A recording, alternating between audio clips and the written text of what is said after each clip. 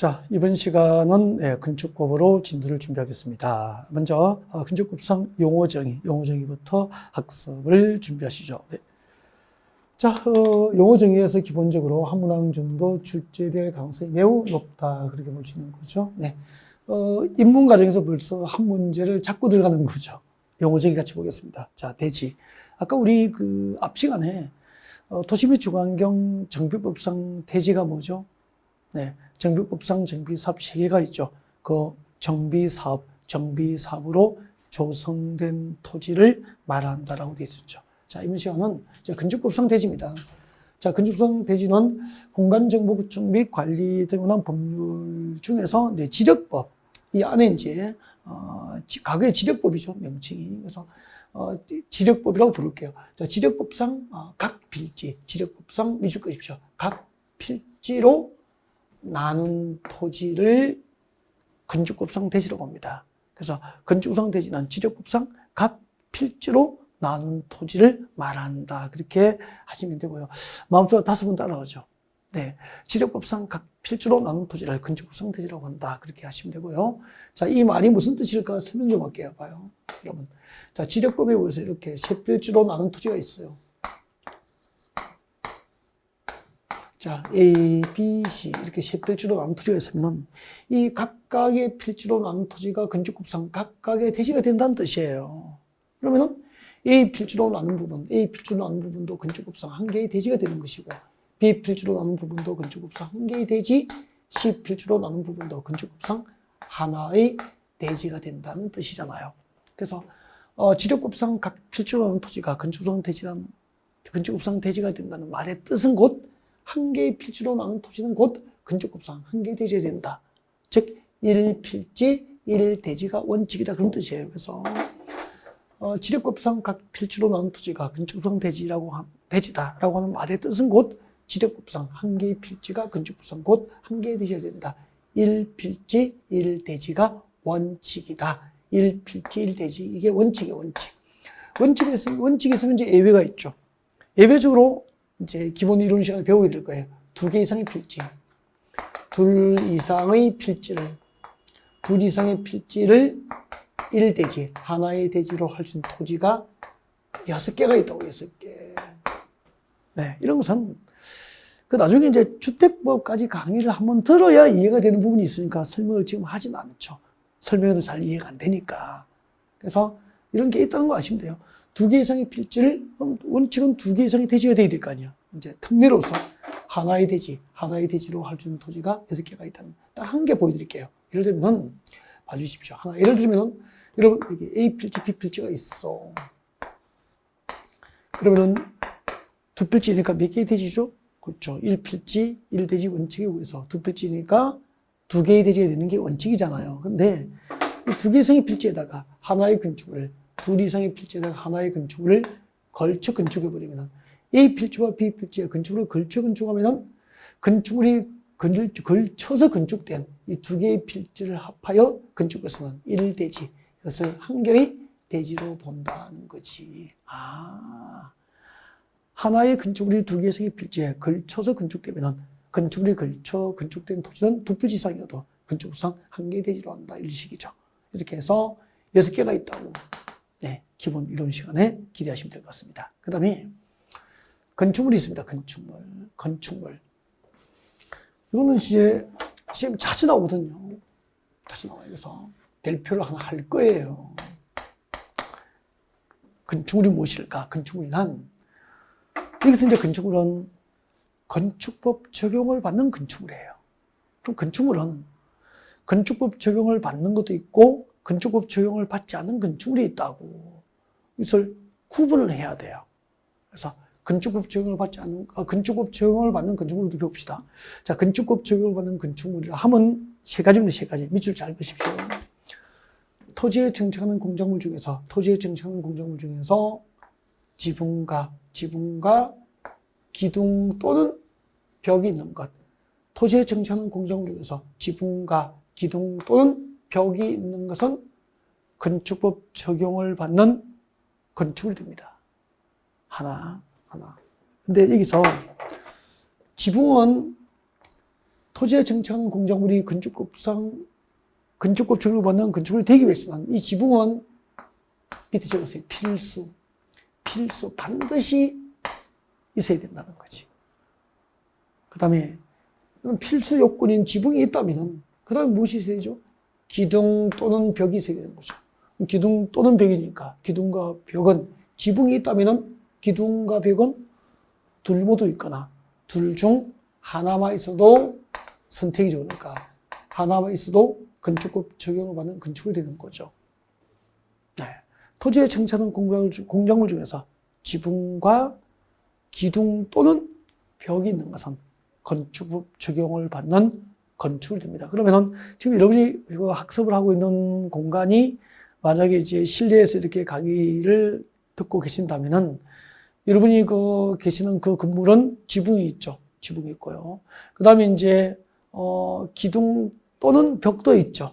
여러분은 건축법 적용을 받는 건축물에서 지금 열심히 학습을 하고 계신다 그런 이야기죠. 네. 그런데 건축법 적용을 받지 않는 건축물이 있다고. 예를 들면 나중에 할 거예요. 나중에 할 건데, 예를 들면은 이제 문화재 보호법에 의해서 지정문화재나 임시지정문화재, 문화재 보호법에 의해서 지정문화재로 지정된 건축물은 문화재 보호법으로 관리할 수 있거든요. 그래서 건축법 적용 대상에서 제외되는 건축물이에요. 문화재 같은 거. 문화재 보호법에 의해서 지정문화재로 지정된 건축물입니다. 그래서 문화재는 건축법 적용을 받지 않는 건축물이다. 그렇게 하시면 되죠. 자, 이 정도만 참고로 건축법 적용을 받지 않는 건축물이 있다라고 하면 되죠.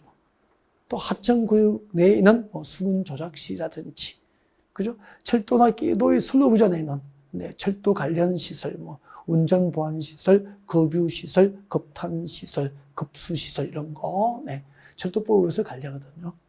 참고하십시오. 그다음에 두 번째는 이에 딸린 시설문제. 이가 뭐죠?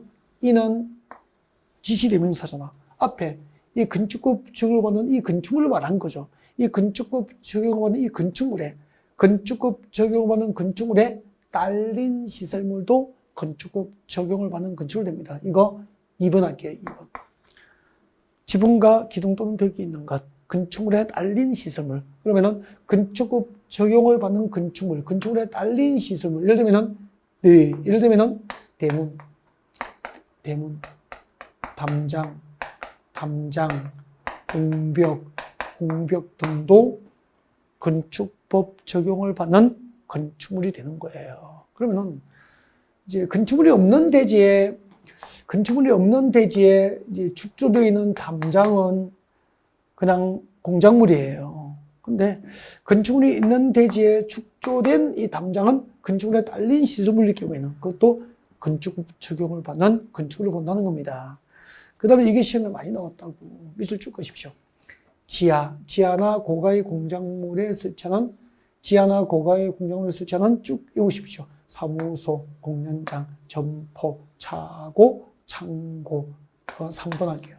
지하 또는 고가의 공작물에 설치하는 점포, 사무실, 공연장, 점포, 차고, 창고도 건축법 적용을 받는 건축물이다. 이렇게 해서, 자, 건축법상 건축법 적용을 받는, 건축법에 적용을 받는 건축물 몇 개 했죠? 3개.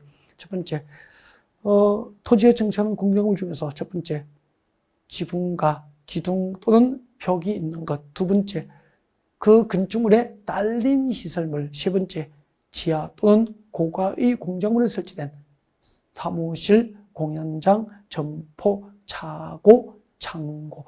최소한 한 5번 정도 반복하고 지나갔으면 좋겠습니다. 보면은 기억날 정도로 기억을 해야 된다는 거죠. 이걸 그냥 나중에 조금만 쪽지에서 외우거든요. 그렇게 해서는 안 되죠. 그 다음에 지하층 보겠습니다. 자, 건축법상 지하층도 시험에 가끔 나와요. 그래서 별표를 하나 하고 하셔야 돼요. 지하층. 주로 출제 가능한 것만 지금 뽑아서 설명을 드리는 거죠. 네, 지하층 보겠습니다. 지하층은, 자, 건축물의 바닥이 지표면 아래에 있는 층으로서, 그 바닥에서부터 지표면까지의 평균 높이가 해당 층 높이의 2분의 1 이상인 것을 지하층이라고 합니다. 이걸 그림으로 그리면 이렇게 됩니다. 그림으로 그려서 설명드립니다. 그림으로 그리면 이렇게 되죠. 자, 지하층은 여러분,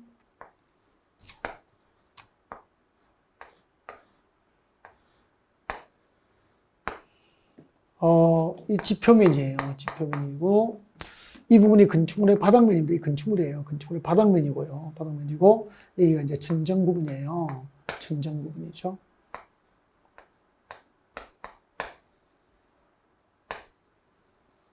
자, 2층이 지하층이 되어야 되죠. 2층이 지하층이 되기 위한 요건입니다. 자, 2층이, 이 건축물의 층이 지하층이 되려면, 일단 건축물의 바닥면으로부터 지표면까지 평균 높이가 이 높이가 스몰 h라고 합시다. 이 높이가 층높이죠. 층높이는 이 용어 정의에서 나오거든요. 방의 바닥 구주체 밑면으로부터. 그러면은 여러분이 지금 3층에서 공부하시면은 그 3층의 층높이는 3층 바닥 구주체 윗면으로부터 그런 얘기예요. 방의 바닥 구주체 윗면으로부터 위층, 4층이죠. 위층 바닥 구주체 윗면까지. 4층의 바닥 구주체 윗면까지 높이. 이것을 뭐라고 하죠? 이것을 층고라 그래. 층고니까 층의 높이잖아요. 이것을 우리끼리 라지 H라고 하자. 그러면은 이 스몰 H가, 즉, 방의 바닥면으로부터 지표면까지의 평균 높이가 이 층 높이의 얼마 이상? 2분의 1 이상. 그러면은 이 방의 바닥면으로부터 지표면까지의 평균 높이가 층고의 2분의 1 이상이니까 층고가 10m면은 이 층고의 이 스몰 H가 2분의 1 이상이니까 층고가 10m면은 바닥면으로부터 지표면까지의 평균 높이는 적어도 5m 이상이 되어야 이 층을 지하층이라는 거죠. 그러니까 층 높이의 2분의 1 이상, 절반 이상이 지표면 아래에 있어야 그 층을 지하층이라고 한다 이 말이에요. 이해가 되죠? 네. 그 다음에 건축물의 바닥면으로부터 지표면까지 평균 높이 스몰 h가 층 높이라고 했죠. 층 높이는 방의 바닥 구주체 윗면으로부터 같이 해요. 방의 바닥 구주체 윗면으로부터 위층 바닥 구주체 윗면까지 높이를 층고, 층 높이라고 합니다. 그 다음에 참고로 방의 바닥면으로부터 여러분이 방에 지금 발을 두고 있잖아. 발을 하늘에 들고 있지 않죠. 방에 그 발을 두고 있는 그 부분이 바닥면이잖아. 방의 바닥면으로부터 이 길을 뭐라 그래요? 이거 형광등 달려있는 이 부분을 뭐라고 하죠? 천정이라는 천정. 천정이라는 말을 안 써. 우리 건축에서 이것을 반자라 그래, 반자. 그래서 이 높이를 반자 높이라고 그래, 반자. 반자 높이라고 한다, 반자라고 합니다. 천정을 반자라고 한다고, 반자. 천정 높이는 반자 높이. 천정 높이라는 말을 안 써요. 반자라고 합니다. 그러면은 지금 이렇게 나올 수 있잖아. 방의 바닥면으로부터 지표면까지의 평균 높이가 반자 높이의 2분의 1 이상이면 지하층이다. X가 되는 거죠. 방의 바닥면으로부터 지표면까지의 평균 높이가 반자 높이가 가지고 해당 층 높이의 얼마죠? 2분의 1 이상이면 지하층이다. 그렇게 되죠. 이걸 적어보면 이렇게 되잖아요. 지하층이란 방의 바닥면으로부터 지표면까지 평균 높이 스몰 h죠. 이 스몰 h가 2분의 1 이상이니까 2분의 1하고 같거나 커야 되잖아. 2분의 1. 2분의 1보다 같거나 커야 되잖아요. 무엇이 2분의 1이죠? 층고, 라지 h의 2분의 1 이상. 그렇게 적을 수 있죠. 근데 이런 거 필요 없습니다. 괜히 쉬운 것을 어려워 보이게 만들잖아. 그죠? 네. 자, 이제 설명 들었으니까 읽어볼게요. 자, 건축물의 바닥이 지표면 아래 있는 층으로서 그 건축물의 바닥으로부터 지표면까지의 평균 높이가 해당 반자 높이하면 틀리잖아. 해당 층 높이의 2분의 1 이상입니다. 층 높이 동그라미에서 밑에다가 아니야. 반자가 아니죠. 반자 높이가 아니다. 그죠? 반자 높이가 아니고 층 높이 2분의 1 이상이죠. 근데 보통 이제 수험생들은 2분의 1 이상만 보고 답을 찾아버리거든. 그럼 이게 반자 높이의 2분의 1을 하면 틀려버린다고. 층 높이의 2분의 1 이상. 그렇게 하면 되죠. 그 다음에 거실입니다. 거실은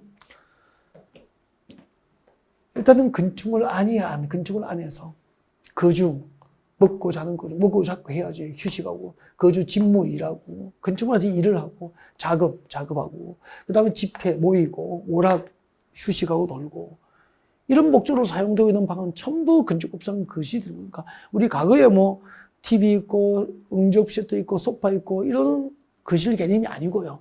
건축물 안에서 사람이 비교적 장기간 연속적으로 머물 수 있는 공간은 전부 이 법상 거실이 되는 거죠. 그럼 강의실은 거실이다. O가 되는 거예요. 스튜디오 거실이다. O가 되는 거예요. 사무실 거실이다. O가 되는 거죠. 휴게실 거실이다. O가 되는 거예요. 그래서 건축물 안에서 이렇게 이해하시면 돼요. 건축물 안에서 사람이 비교적 장기간 연속적으로 머물 수 있는 공간은 전부 이 법상 거실이 될 수 있다. 그렇게 생각하시면 됩니다. 아셨죠? 네. 그러면은 화장실은 거실일까? 아니, 화장실에서 비교적 장기간 연속적으로 머무는 사람은 없잖아. 그럼 뭐 변비 환자가 아니라면 그중에서 화장실은 아니지. 복도? 이런 복도에서 으슬렁 비교적 장기간 연속적으로 머물고 있으면 그것은 그죠? 도둑으로 의심받잖아. 아니지. 그죠? 현관에 비교적 장기간 연속적으로 머물 수 있는 공간이 아니라 건축물 출입에 잠깐씩 이제 이용을 하는 공간이잖아요. 이것은 거실이 될 수 없는 거죠. 아셨죠? 복도 안 되는 거고. 오케이. 됐습니다. 이 정도 하죠? 근데 거실은 뭐 잘 출제는 안 됩니다. 그 다음에, 이 중요한 거 남았구나. 주요 구조부 중요해요. 주요 구조부. 건축법상 주요 구조부라 하면 내력벽. 이 내자가 견딜 내자. 견딜래,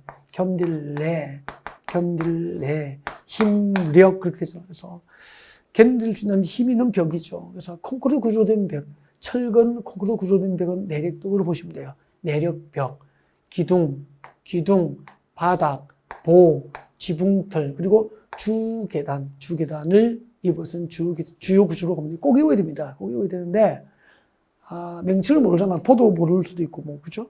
지붕틀이 뭐죠라고 할 수도 있고, 내력벽이 무엇인지도 물어보고 싶기도 하고, 근데 이게 문제, 단어 시험은 안 나와, 시험에. 그러니까 법으로 정의된 용어에 대한 개념은 나와요. 법적으로 정의된 용어는 시험에 나오는데, 단어는 시험에 안 나온다, 이 말이야. 아셨죠? 그래서 내력벽이 무엇인지, 뭐, 보가 뭔지, 지붕틀이 무엇인지 몰라도, 내력벽, 보, 지붕틀은 건축법상 주요 구조부에 해당한다고 기억하면 답은 찾는다, 이 말이에요. 무슨 말인지 알겠죠? 네. 근데 또 궁금하니까, 기둥이 보가 뭔지, 지붕틀이 뭔지, 내력벽이 뭔지 잠깐 설명 좀 할게요. 궁금하니까 설명해. 시험 나오는 거 아니야. 보시고요. 근처에 기둥이 있어, 기둥을 이어주는 게, 위에서 이어주는 게 뭐지? 이게 보라고요, 보. 대들보 하면 알잖아. 건축물의 가장 중심이 되는 기둥, 중심축이 되는 기둥 두 개를 위에서 이어주는 게 대들보잖아. 그죠? 대들보, 보. 그 다음에 이제, 지붕을 얹기 위한 구조물 있죠. 석가래 같은 거. 이것을 뭐라고 하죠? 지붕틀이라고 그래, 지붕틀. 지붕을 얹기 위한 구조물입니다. 지붕틀이라고 합니다. 지붕을 얹기 위한 구조물이죠. 그리고 그 위에다 이제 석가래 위에다 지붕을 얹잖아. 이게 지붕이 되는 거죠. 그때 이 보나 지붕을 받쳐줄 수 있는 이제 벽을 이제 보 아래에 기둥과 기둥 사이 보 아래에 기둥 사이 보 아래에 벽을 쌓게 되잖아. 이게 철근 들어가는 콘크리트 구조로 된 벽. 철근 들어가는 콘크리트 구조로 된 벽은 보나 이 지붕을 받쳐줄 수 있는 견딜 수 있는 힘이 있잖아. 이것을 무슨 벽이라고 하죠? 내력벽이라고 하는 거예요. 철근 들어가는 콘크리트 구조로 된 단단한 벽은 볼을 받쳐주거나 지붕을 받쳐줄 수 있는 견딜 힘이 있는 벽이다. 그래서 내력벽이라고 합니다. 보통 이제 철근 들어가는 콘크리트 구조로 된 벽은 내력벽이 되는 거예요. 그래서 우리가 쉬는 시간에 머리를 탁 박아보고, 그죠?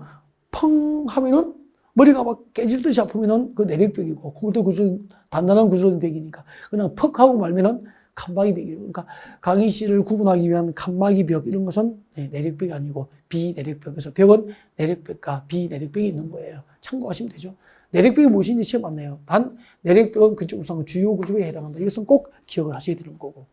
그 다음에, 이제, 포도 말씀드렸고, 그죠? 말씀드렸죠. 계단이 이제 건축물에서 그 건축물에 이용할 때 가장 중심이 되는 계단을 뭐라고 하죠? 주계단이라고 합니다. 주계단.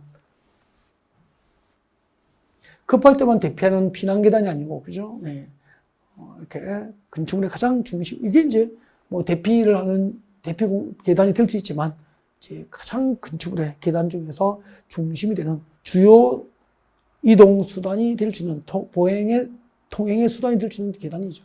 네, 그렇게 하시면 되고요. 보는 설명드렸고 지붕들도 설명드렸고 됐죠? 네. 그래서 이걸 외울 때는 이렇게 옵니다. 내력벽, 내, 기둥, 기, 바닥, 보. 이거 읽어보십시오. 내기, 바보지. 내기, 바보지. 어디에서? 계단에서 그렇게 하시면 됩니다. 무슨 계단이죠? 주계단. 내기, 주계단에서 내기하면은 바보가 되는 거죠. 예를 들면은, 아니, 우리 점심시간에 점심 먹으러 갔어. 점심시간에 점심 먹으러 갔어. 그럼 이제 건축물 오르내릴 때 가장 중요한 기둥이 주요 계단, 주계단이잖아, 이게.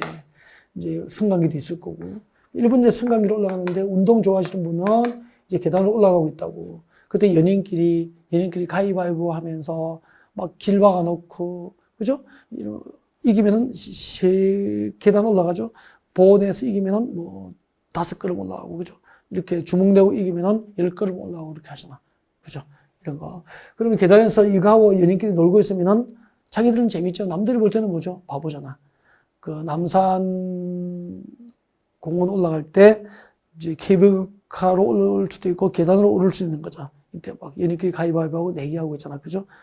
네, 바보 되죠. 그래서 계단에서 내기하면 바보 된다. 내기, 바보지. 어디서? 계단에서 그렇게 오시면 될 것 같습니다.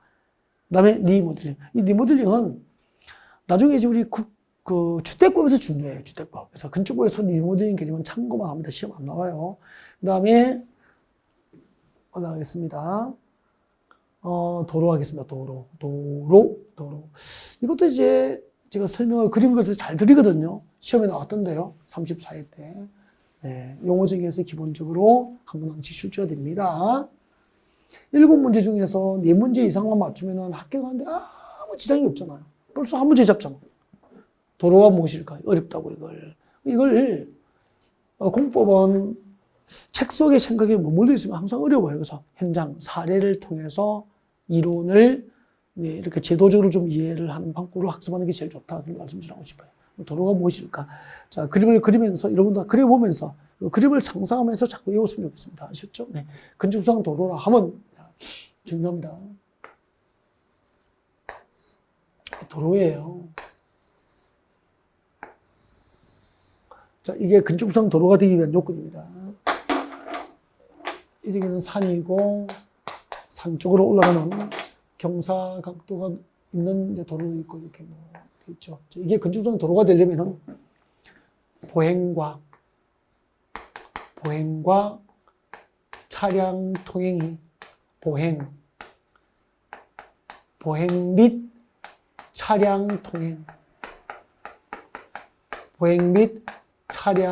통행이 모두 가능한 이 건축 도로의 소유너비, 이 너비가 4m 이상, 소유너비 4m 이상인 도로와 그 예정도로.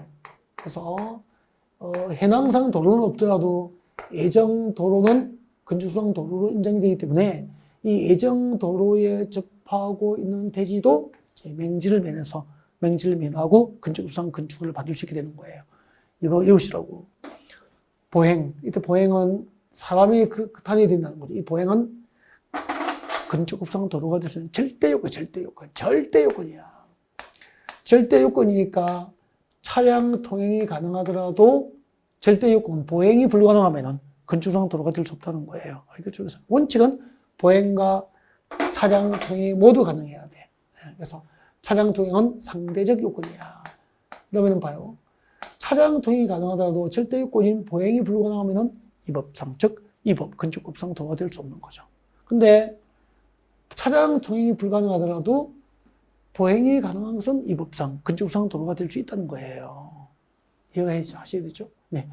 그 다음에, 이때 보행을 위한 너비가 뭐, 법으로 명시적으로 규정되어 있지는 않지만, 보행을 위한 너비가 1m를 봅니다.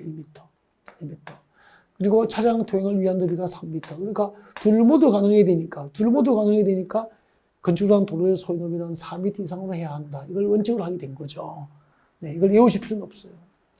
이건 외워야 되죠. 건축상 도로의 소유도비는 4m 이상이 원칙이다. 이건 외우셔야 됩니다. 여기까지를 건축상 도로로 하는 게 원칙이야. 보행과 차량 통행이 모두 가능한 소유도비 4m 이상, 보행과 차량 통행이 모두 가능한 소유도비 4m 이상 도로와 그 예정 도로를 건축상 도로로 함이 원칙이다. 하나 됐죠. 네. 그 다음에 여기는 산이잖아. 산으로 도로가 올라가면은 경사각도 그러면 자동차가 올라갈 수 없잖아. 그래서 이 부분은 보십시오. 이 부분은 지형적인 조건으로 지형적인 조건으로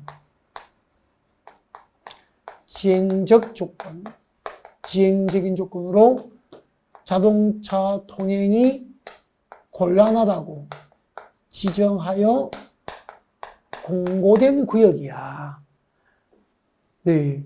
자, 이렇게 지형적인 조건으로 자동차 통행이 곤란하다고 이 지정 공고된 구역, 이 구역은 예외적으로 너비 3m 이상, 3m 이상만 되어도 이것을 건축성 도로로 인정할 수 있다는 거예요.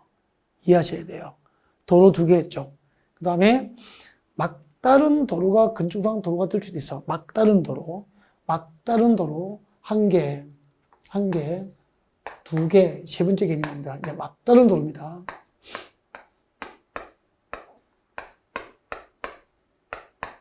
막다른 도로가 건축구성 도로가 될 수 있는 요건이 있어요.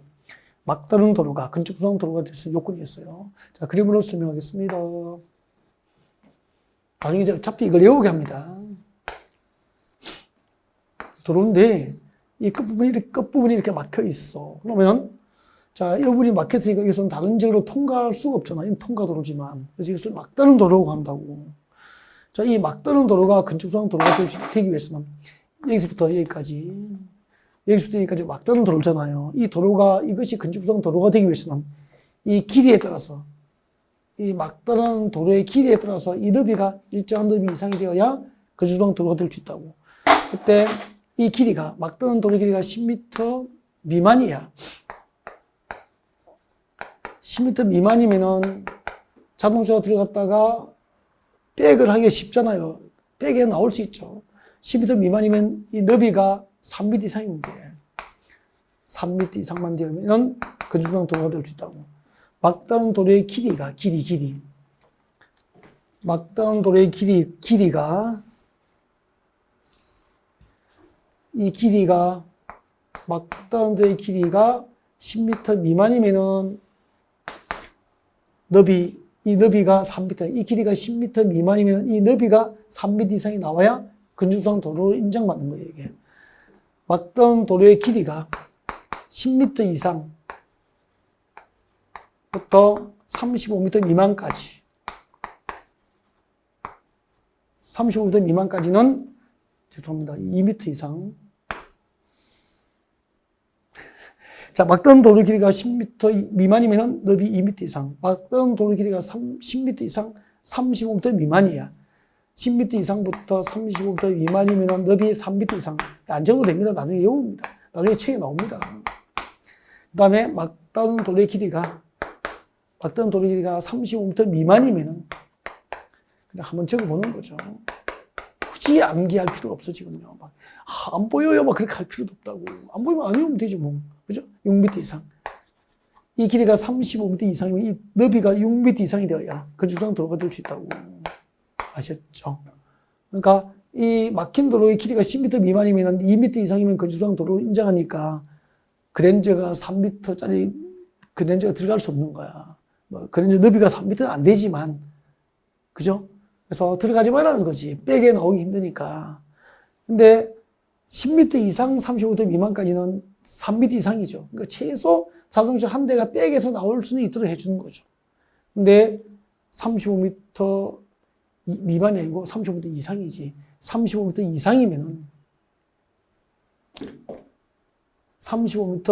이상이면은 막다른 도로 길이가 35m 이상이면, 이 길이가 35m 이상이면 50m일 수도 있잖아. 40m일 수도 있잖아. 그것을 백을 해서 못 나오니까 두 대가 교차할 수 있도록 6m 이상 돼야 된다. 이렇게 법을 만들었다, 이 말입니다. 그 원리를 이야기하고 싶으시 뭐. 지금 이거 외우세요. 그렇게 안 한다고. 아셨죠? 이런 숫자는 진짜 나중에 문제풀이 할 때 외워도 답천되는 이상이 없다고. 그리고 모의고사 한두 번 보면은 다 알 수 있게 되는 거고. 아셨죠? 여기까지예요. 그럼 봐요. 이제 건축부상 도로의 개념을 세 개를 설명한 거지. 한 개, 두 개, 세 개, 이렇게 세 개.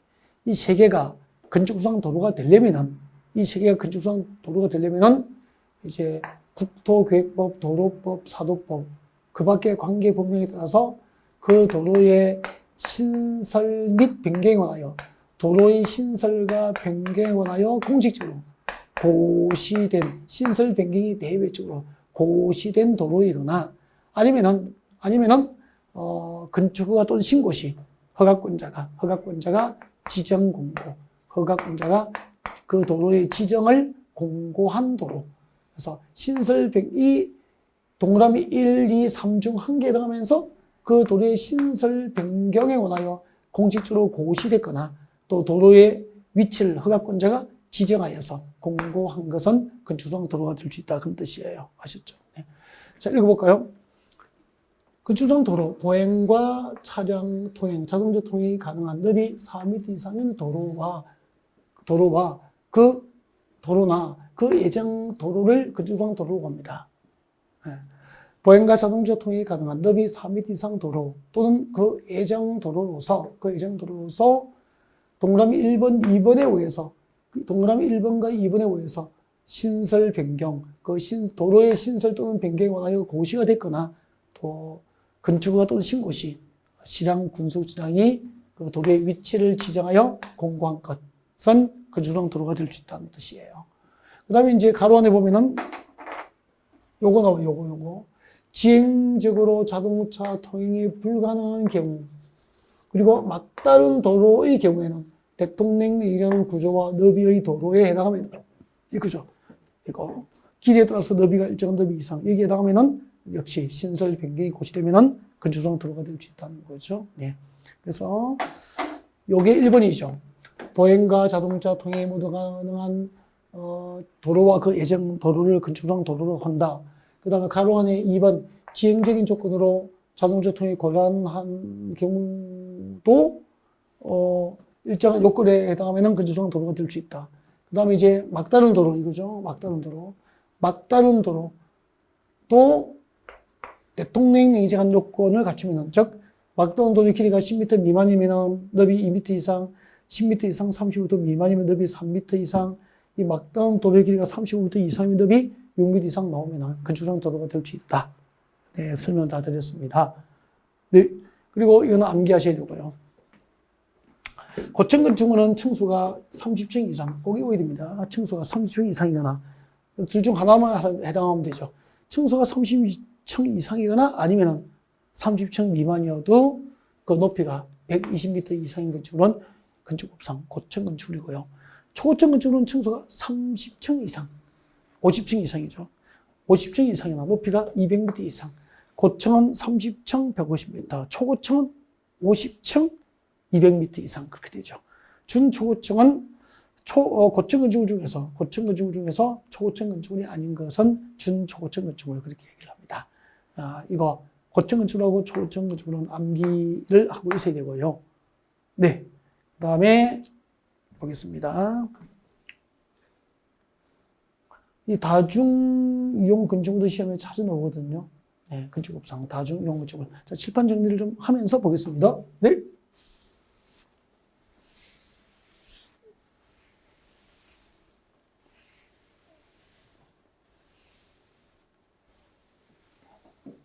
여러분, 매년제 시험이 끝나면은 안타깝게 이렇게 또 합격을 놓치시는 분들이 뭐 합격하신 분보다는 항상 떨어지신 분이 더 많으시잖아요. 그분들을 이렇게 뵐 때마다 마음 아프고 안타깝고 뭐 그러기 짝이 없죠. 그래서 이제 2024년 35회 시험을 준비하시는 여러분들은 이 첫 마음, 입문 과정을 듣는 이 첫 마음 변함없이 끝까지 중간에 뭐 각종 유혹과 어려움이 있을 거죠. 또 핑계거리 생기고 살다 보면은 그죠. 네. 여러 가지 이제 일들이 생기더라도 끝까지 포기하지 않고 꼭 그 합격의 기쁨을 한번 맛보셨으면 좋겠습니다. 네. 이거 우리 아이들 뭐 우리가 고등학교 시험 연합고사 보고 뭐 또 수학능력 시험 보고 대학 가고 뭐 이제 대학 떨어지고 할 때 그 아픔은 이 공인 중에서 성인이 되어서 한 1년, 2년 이렇게 준비해가지고 이 시험에서 떨어지면은 그 충격이 한 일주일 정도 그냥 밖에 나오지도 못할 정도에 보면은 정말 뭐 딱해서 볼 수가 없어. 그렇거든요. 그래서 정말로 초반에 이렇게 계획을 잘 세워서 1년 동안 꾸준히 잘 따라오셔야 돼요. 아셨죠? 네. 뭐 학문이나 공부하는 거, 학문이나 뭐 다른 사업이나 이런 또 하시는 일이나 다 마찬가지인 것 같습니다. 네. 그냥 중간에 그만두지 않고 꾸준히 열심히, 그죠? 최선을 다하시면 누구나 보통, 대한민국 보통 사람이면 이 시험에 합격할 수 있다. 근데 난이도가 상당히 높기 때문에 요즘에는 그냥 뭐 이렇게 뭐 책에도 뭐 이렇게 짧게 된 뭐 단어 암기집이에요. 이런 거 아니에요. 아니고 책을 많이 보셔야 돼요. 책을 많이 보셔야 돼요. 네. 우리 뭐 인강들이면 대체로 이제 그 판서를 병행을 하기 때문에 그림도 그려드리고 이렇게. 근데 전자칠판 강의가 좋을 것 같지만 이제 너무 화려하게 인쇄는 잘 돼 있는데 편집은 잘 돼 있는데 화면 넘겨버리면 다 사라져버리고, 그죠? 교재를 읽고 교재를 기본서를 보지 않으신 분은 시험지를 받아보면은 이제 배신의 치를 떨게 될 겁니다. 꼭 기본서를 보셔야 돼요. 아셨죠? 네. 자, 그 다음에 이제 다중용건축입니다. 다중용건축물. 다음 중 어느 한 개에 대한 건축물은 다중용건축을 해요. 그럼 다중건축, 다음이 뭐죠? 동그라미 1번, 2번이란가. 동그라미 1번에 해당하든지, 동그라미 2번에 해당하면 다중용건축이 되는 거죠. 건축법상 다중용건축이 되는 거예요. 동그라미 1번과 2번 중 한 개다면, 그럼 봐요. 층수가 16층 이상인 건축물은 다중용건축물이야. 알겠죠? 16층 이상인 건축물은 일반 다중이 이용할 수 있는 건축물을 본다 이 말이에요, 법적으로. 근데 이제 시험은 주로 동그라미 1번이 나온단 말이야. 다음의 하나에 해당하는 용도. 다중용 건축을 되려면 건축물의 용도가 이 기업부터 비업 중 한 개에 해당해야 돼. 기업부터 비업 중 한 개에 해당하고 해당 용도로 쓰는 바닥 면적 합계가 바합. 바닥 면적 합계가 5,000제곱 이상인 대규모 건축물을 다중용 건축물을 하는 거죠. 그러면 건축물의 용도가 문화및 집회시설, 종교시설, 판매시설, 운수시설 중에서 여객용시설, 의료시설 중 종합병원, 숙박시설 중 관광숙박시설 이 6개 중 한 개의 용도에 해당하고 해당 용도를 쓰는 바닥면적 합계가 5,000제곱 이상이면 다중용시설 되는 거죠. 아니면은 층수가 16층 이상이든지. 이해가 되죠? 그래서 이걸 이렇게 본다고. 문화및 집회시설, 종교시설, 판매시설, 문종판. 문화및 집회시설이 무엇입니까? 종교시설이 무엇입니까? 판매시설이 무엇입니까? 그냥 기다려주면 돼요. 궁금하면 뒤에 나오고 뒤에서 설명이 되겠다라고 생각하시고 따라오셔야 돼요. 무조건 앞 처음에는. 이게 뭐지라고 개인적으로 머물러 있으면 안 돼, 생각이. 아셨죠? 여객용 시설이 뭐죠? 다 조금 기다려주면 되죠. 그리고 여객용 시설은 다 알잖아. 운수시설 중에서 화물터미널입니까? 여객터미널입니까? 여객터미널, 강남 고속도로 터미널, 그죠? 동서울터미널, 전부 여객용 시설이잖아. 종교시설은 뭐죠? 교회, 성당, 사찰, 판매시설, 백화점, 홈플러스, 그죠? 롯데몰, 이런 것이. 관광숙박시설, 호텔이고, 관광호텔이고, 종합병원 아시고. 문제 없잖아. 근데 조심해야 되겠죠. 문화및 집회시설 중에서, 문화및 집회시설 용도 분류된 건축물 중에서 동식물원은 다중용건축물에 포함됩니까? 제외됩니까? 제외. 또 이런 게 정답 결정한다고. 그럼 이렇게 시험 나오는 거죠. 자, 문화및 집회시설에서 동식물원은 해당 용도로 쓰는 바닥면적 합계가 5,000제곱 이상이면 이 법상 다중용건축물이다. 이 법상 다중용건축물이다. 오 믿겠습니까? X. 왜요? 문화및 집회시설 중에서 바닥면적 합계가 5,000제곱 이상이어도 동식물원은 이 법상 다중용건축물에서 제외되니까. 여기까지가 용어정의예요. 네. 문종판 그렇게 보면 되죠. 문종판 여종간 그렇게 보면 되죠. 문종판 여종간 이 6개 중 1개의 용도에 해당하고 바닥 면적비가 5,000제곱 이상이거나 아니면 층수가 16층 이상인 건축은 이 법, 즉 건축법상 다중이용 건축물이다. 그렇게 되는 거죠. 네? 그 다음에 보겠습니다. 건축법 적용 대상물이 나와 있습니다. 건축법 적용 대상물 보겠습니다. 중요해요. 건축법 적용 대상물, 잠깐만. 건축법에 적용을 받는 대상물이잖아, 물. 건축법 적용을 받는 대상물. 물건이죠, 물건. 건축법 적용을 받는 물건은 무엇이 있을까요? 3개가 있어요. 건축물. 근데 아까 잠깐 이야기를 했죠. 이 건축물은 건축법 적용을 받는 것도 있고 건축법 적용을 받지 않는 건축물이 있다고. 그래서 건축법 적용을 받는 건축물과 건축법 적용을 받지 않는 건축물을 구별해야 시험을 보는 거죠. 잠시 뒤에 보겠습니다. 그 다음에 대지가 있어, 대지. 건축법 적용을 받는 대지가 무엇일까? 대지. 그 다음에 공작물이 있어, 공작물은 건축법 적용을 받죠. 그 다음에 이제 건축 설비가 있어. 건축 설비도 건축법 적용을 받죠. 건축 설비가 있는데 건축 설비는 시험에 나온 적이 없고 앞으로도 안 나올 거예요. 그러면 우리가 공부하는 건축법 적용 대상물, 세상에서 건축법 적용을 받는 물건은 건축물, 대지, 공작물이 있는 거지. 아셨죠? 지나가는 버스에 건축법 적용할 이유가 없는 거잖아. 막 한잔하고 기분 좋아서 자동차 대로변에 막 중앙선을 뛰어다니면서 춤추고 있는 거야. 그 건축법 적용할 이유가 없잖아. 그죠? 경범죄 처벌법 적용 대상이 되겠죠. 뭐 이런 식이죠. 그래서 건축법 적용을 받는 대상물은 건축물, 대지, 공작물인데 모든 건축물이 건축법 적용을 받는 건 아니잖아요. 그래서 건축법 적용을 받는 것도 있고, 자, 건축물은 건축법에 적용을 받는 것도 있고, 건축법 적용을 받지 않는 건축물도 있는 거죠. 이 구분하면 시험 치는 거죠. 그러면 건축법 적용을 받는 건축물은 배웠잖아요. 배웠는데 하기 전에 건축물하고 공작물 좀 봅시다. 여러분, 건축물하고 공작물은 공통점이 뭐냐면은 공통점이 자연적으로 존재합니까? 인공적으로 존재합니까? 그렇죠?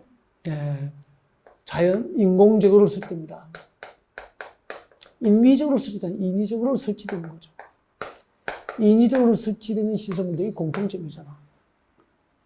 건축물과 공작물의 공통점. 인위적으로 설치되죠. 근데 차이점이 뭐죠? 차이점은 인위적으로 설치된 것 중에서 지붕이 존재하면 건축물이라고 하는 거예요. 그 다음에 인위적으로 설치된 시설물 중에서 지붕이 존재하지 않으면 공작물이 되는 거죠. 이 차이예요. 그래서 일단 건축법 적용을 받는 건축을 되려면 인공을 가하여 설치된 시설물 중에서 건축법 적용을 받는 건축이 되려면 반드시 무엇이 됩니까? 지붕이 있어야 건축법 적용을 받는 건축이 되는 거고, 지붕이 없으면 공작물이 되어버리는 거죠. 굴뚝, 대문, 담장, 옹벽, 통신용, 철탑, 그죠? 이런 것은 전부 지붕이 없잖아요. 공작물이다 이 말이에요. 그러면 건축법 적용을 받는 건축을 아까 했죠, 앞전에 조금 전에 했죠. 토지의 정착한 공작물 중에서 자 지붕과 기둥 또는 벽이 있는 것, 건축법 적용을 받는 건축물이고, 그때 지붕은 필수, 기둥 또는 벽은 선택이다라고 설명이 됐죠. 그 다음에 이에 딸린 시설물, 이거 뭐죠?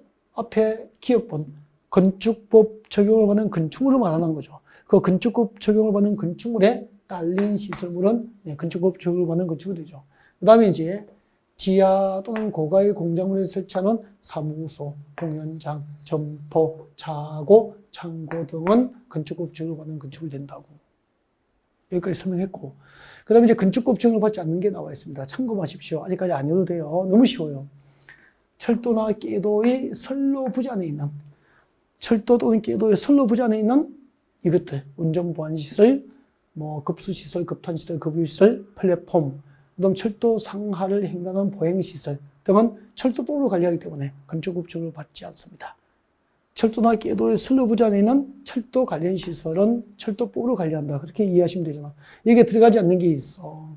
조심해야 됩니다. 철도 역사. 철도 역사는 건축법 적용을 받지 않는 철도 관련 시설에 포함이 안 되니까 철도역 청사, 서울역 청사는 건축법 적용하는 건축을 다 그 말이에요. 철도 역사, 역청사를 말합니다. 그 다음에 문화재보호법상 지정문화재나 임시지정문화재로 지정된 건축물은 문화재보호법으로 관리하니까 건축법 적용을 받지 않죠. 그 다음에 고속도로 통행료 징수시설, 고속도로에 가면 표 받는 곳도 있잖아. 요즘에는 뭐 다 하이패스죠. 자, 그 표 받는 시설, 통행료 징수시설, 고속국도법으로 관리하겠죠. 고속국도법으로 관리합니다. 건축법 적용을 받지 않죠. 컨테이너를 이용한 간이창고는 조심해야 됩니다. 꼭 이걸 기억해야 돼요.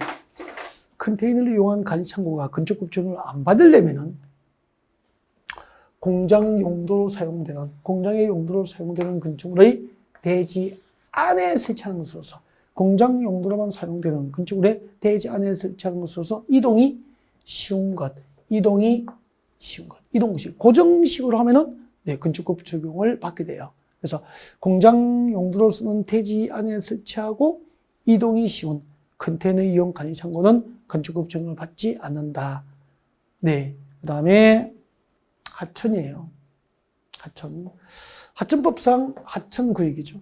하천법상 하천구역 내 수문 조작실, 그리고 4대강 사업으로 뭐 이렇게 여주보 뭐 이렇게 막 보가 만들어지잖아요. 그 하천구역 안에는 수문 조작실은 무슨 법으로 관리하죠? 그렇죠. 하천법으로 관리를 하겠죠. 그래서 이 법 건축법 적용을 받는 건축물에 해당하지 아니한다. 그렇게 됩니다. 우리 건축법 적용 대상물, 건축물에 대해서 공부했고요. 그다음에 이제 대지하고 공작물은 잠시 또 휴식 후에 진행을 준비하겠습니다. 네.